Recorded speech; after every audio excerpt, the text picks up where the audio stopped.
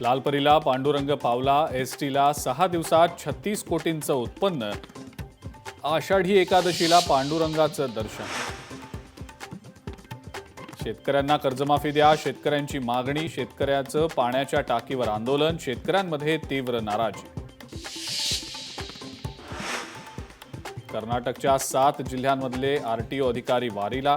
विठुरायाच्या दर्शनासाठी निघाले पायी वारीला. पंढरपूरच्या दिशेनं पायी वारीला प्रारंभ. बीड अल्पवयीन विद्यार्थिनी लैंगिक छळ प्रकरणी आरोपी शिक्षकांकडनं जामिनासाठी कोर्टामध्ये अर्ज. जामीन अर्जाला पोलिसांकडनं विरोध. अकोल्यातल्या हिवरा कोरडे ते मूर्तिजापूर रस्त्याची दुरावस्था.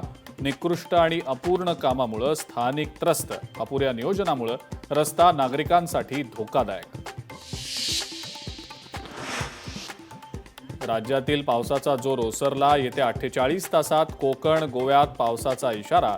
मध्य महाराष्ट्र आणि मराठवाड्यात काही ठिकाणी पावसाची शक्यता. बुलढाण्यामधल्या आदिवासी आश्रमशाळेमध्ये 13 जणांना विषबाधा. पैनगंगा आदिवासी आश्रमशाळेतील विद्यार्थिनींना विषबाधा. कारवाई न केल्यानं आमदार संजय गायकवाड संतप्त. बीड जिल्ह्यामध्ये मारहाणीच्या घटना सुरूच. माजी सरपंचाकडून तरुणाला कोयत्यानं मारहाण. साक्षाळ पिंपरी गावातली धक्कादायक घटना. घटनेमध्ये तरुणाच्या डोक्याला गंभीर दुखापत.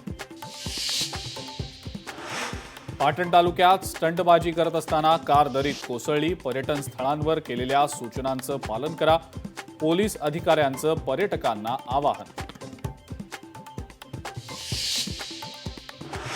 मुंबई गोवा महामार्गावर तिहेरी अपघात. रिक्षा, 4 चाकी आणि दुचाकीचा अपघात.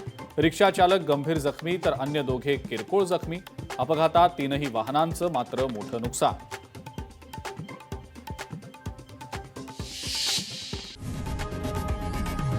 लोकशाही मराठी ऐका, पहा, जागरूक रहा.